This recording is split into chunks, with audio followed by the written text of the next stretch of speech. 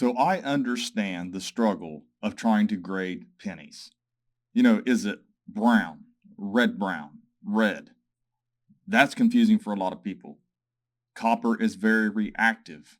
So is it environmentally damaged? Has it been cleaned in the past? And then not even to mention, some of them can be worth thousands of dollars if they grade 67, 68, 69. How do you even get those grades, or how do you even grade it? I mean, you can see a lot of very nice dimes come out of rolls and bags, and you think, man, it's got to be almost a perfect coin, and send it off and it gets 66, 65. I did a video on that. Those grades are almost unattainable. A coin could be out for decades, 50, 60 years, and only one or two examples have been graded 68 or 67. So it's a struggle trying to figure out what the grade of your coins are, and most of the time it's probably not even going to be worth messing with if it's a common date. But if you have a better date, or you think you have a penny that's going to grade very high registry quality grade, then maybe you need to watch this video, because I understand. I've sent coins off to PCGS and NGC and Annex and ICG and even PCI in the past, and get these wonky off-the-wall grades, or grades that, I look at them with the microscope, and still, at one time I used to, and still didn't get the grades that I needed to get. That 67, that elusive money grade. So let's get started. Let's take a look at grading our Lincoln cent pennies. So let's start off with AG3. Finding a good image of AG3 or any of these coins is problematic. Grading using images is a problem, period. You do the best you can, but you are only looking at a 2D example, and you can't look at the coin at angles, and you really need to do that when you're looking at these. You have to turn these in your hand, because this is the reason you don't get 67, 68, and 69 when you need to. The coin has marks that you didn't see because you're not turning it. You're not putting it at an angle and using really good lighting. When you want to grade these, you have to use really good lighting. So what I did is I chose these pictures, and I chose the pictures, or at least the grade, that look really strong for that grade, so that we can get the best idea possible of what each grade looks like. So this is a 1914D, and it's AG3. The main thing about AG is that you're going to see the rims worn down, and you're going to see some of the letters kind of melted or worn down and from the rim. They're kind of connecting. And you're going to see some flatness in the lettering. This is what your AG3 is going to look like on the obverse. On the reverse, you're going to see the same thing, hardly see any wheat ears at all. So this is going to be an example of AG3. Anything less than this is hard to see any details on it. You've got fair 2, and then you have poor 1. Those are the lower grades. Most pennies, seriously, if it's not a key date, it's going to be hard to identify even when it's at this low of a grade. But if it's not a key date, it's really not worth messing with. Just throw it in a roll, or put it in your album. Nice album filler if it's lower grades than, AG3, or even, AG3 itself. Then you have G4.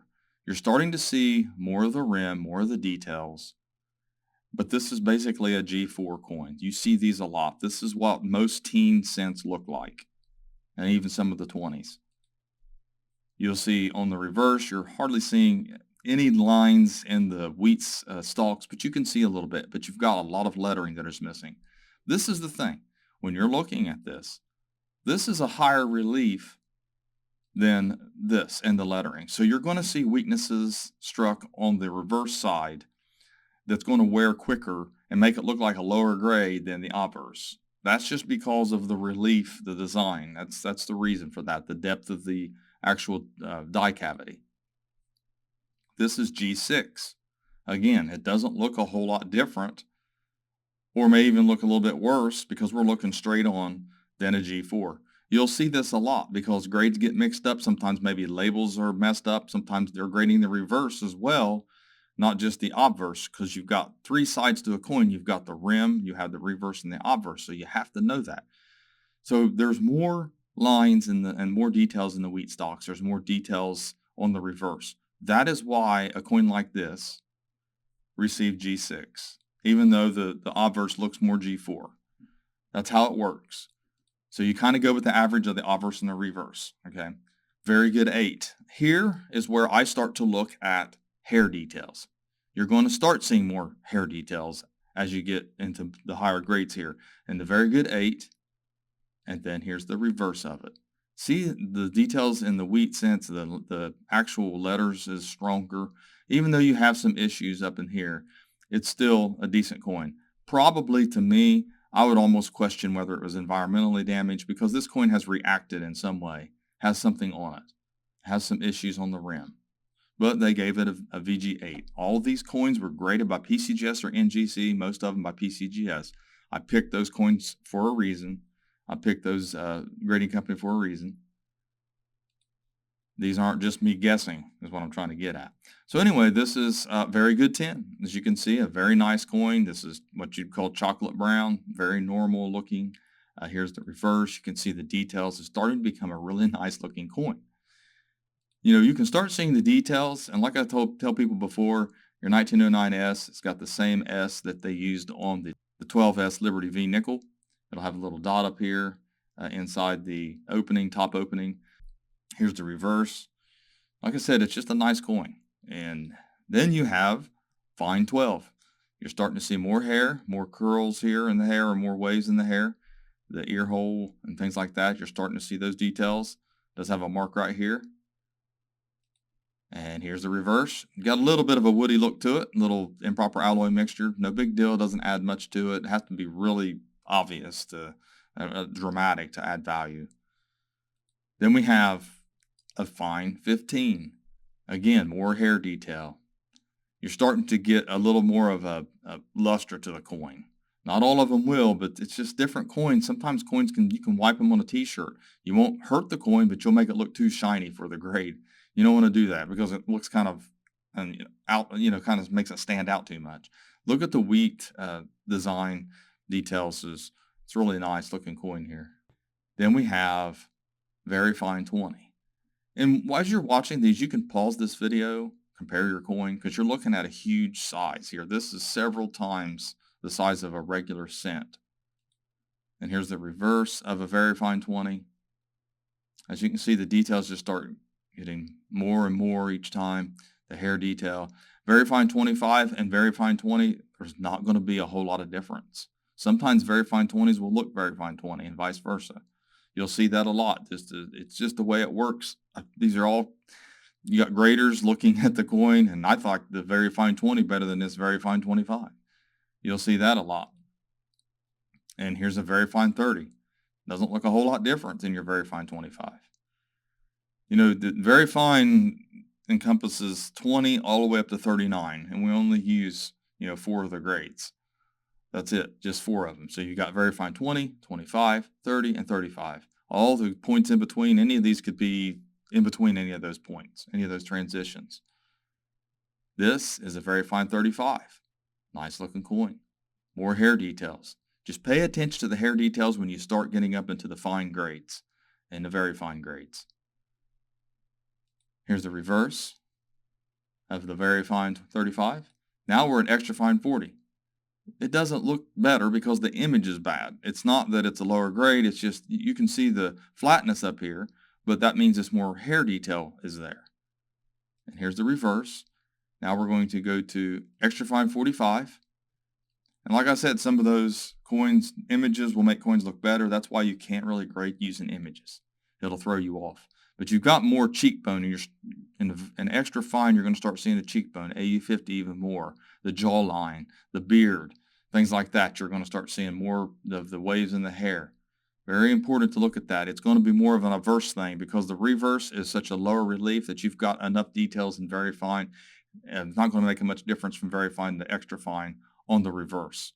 You'll see some wear on the wheat, but the seeds and all, but still yet, it's still about the same look as the lower grades even. So you're going to pay more attention to the obverse than you did back with a AG3 or a G4. This one here is AU50. AU50 is another thing, AU53, AU55, and then AU58. Then we go to the reverse of AU50. And like I said, you're going to see more details because this is the wheat stalks here, the higher relief, but still yet not a whole lot different than extra fine 45. Then here's AU53. the difference between AU50 and AU55, I mean, it's splitting hairs, honestly. It's the way it is when it comes to grading these. An AU53 reverse. Then we have an AU55 obverse. Nice looking coin. Little amount of wear, not very much, because this is not going to be much different than AU58. It shouldn't be. And the reverse of this looks good. It almost looks mint state. Then we have AU58. I didn't find a very good image of AU58, but I picked one that was CAC and PCGS, so it's solid for the grade. But you're looking at it's hard to discern any wear on this coin at all, except for the very, very high points, your cheekbone and some of the hair. It's just, this probably could be mint state, and sometimes you can send off an AU58 and it can be mint state 63.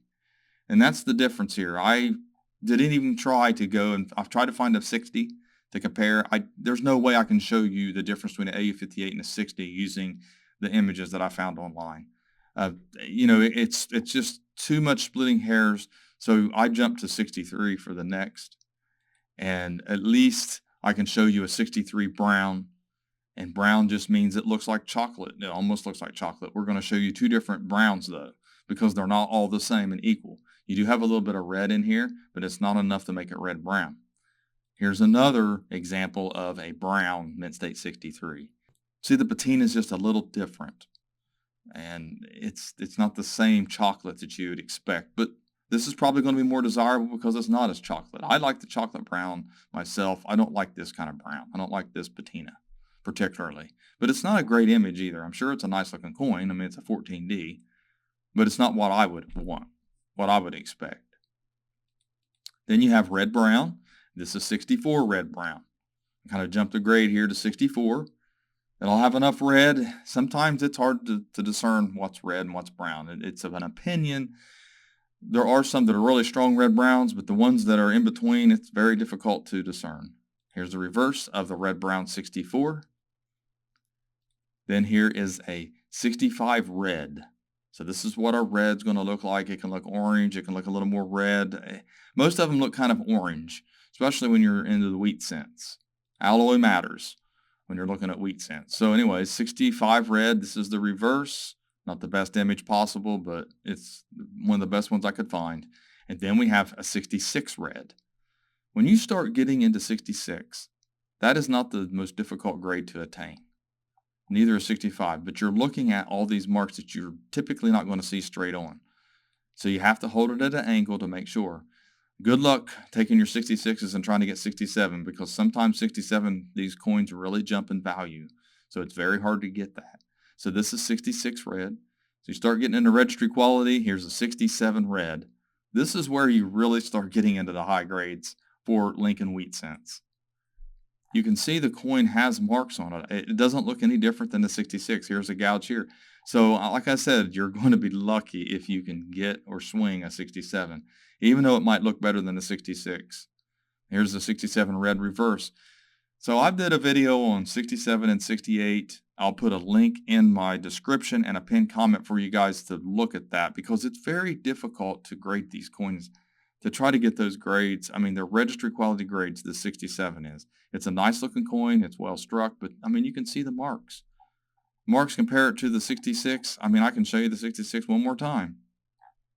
It seems to have less marks. But then again, we're looking at images. I can't look at it at angles like you're supposed to.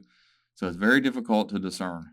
Then we're going to move on to cleaned. This is considered cleaned. Most people wouldn't be able to discern that. It looks like a chocolate brown 1909S that might grade, extra fine 40 or very fine 35. I don't know what the net grade was for this. It's just a clean coin that I found an example of that would throw you off. Most people would think that this coin was okay. There's not any harsh lines. But what it is, it's the patina. When a coin is cleaned and retones, that's what's happened here. It's what I ascertain. This is obvious. It looks like corrosion, so you're going to have corrosion. This does look like there's corrosion on this coin. Looks like there's some lamination issues as well. So that's a corroded coin. And you're going to see this a lot when you're looking at cents. This was probably in the ground at one time. It's a very, very reactive metal. Bronze is. Bronze and copper itself. That's what the green is. Then you have an environmentally damaged coin. To me, this coin's been cleaned at one time. Maybe it was out in the ground and someone cleaned it and then it retoned. It's just got an off look to it. Your counterfeits look like this too, so you got to be careful for that. Here's the reverse. So there you have it. There's my take on the grades. You can pause the video, print off some of it if you want to, do screenshots, maybe give you some idea of a grade that your coin might be and compare your coins. Like I said, the video on the 67s and 68s, a very popular video. I'll have a link of that in the description and a pinned comment so you can look at that video, because it kind of goes hand in hand with this video to help you out trying to grade, to see what grade your coins are, but not only that, to see if they're problem free or if they've got issues or not. It's not going to be easy to tell, but I would send off any 1909S VDBs I have, any 1914Ds, any 1922 no Ds, the die pair 2. I would send off those key dates just to make sure they're authentic too. A grade would, besides the grade, it wouldn't even matter there. But if you're looking at other coins, trying to find out if it's worth sending off for grading when it comes like maybe a lower or a higher mintage coin that's not worth much in the lower grades, but it looks like to you it might be a higher grade and be worth some money. So maybe try Annex, a little bit cheaper option. You don't have to be a member. But anyways, thanks for watching my latest video. Please share it and have a great day.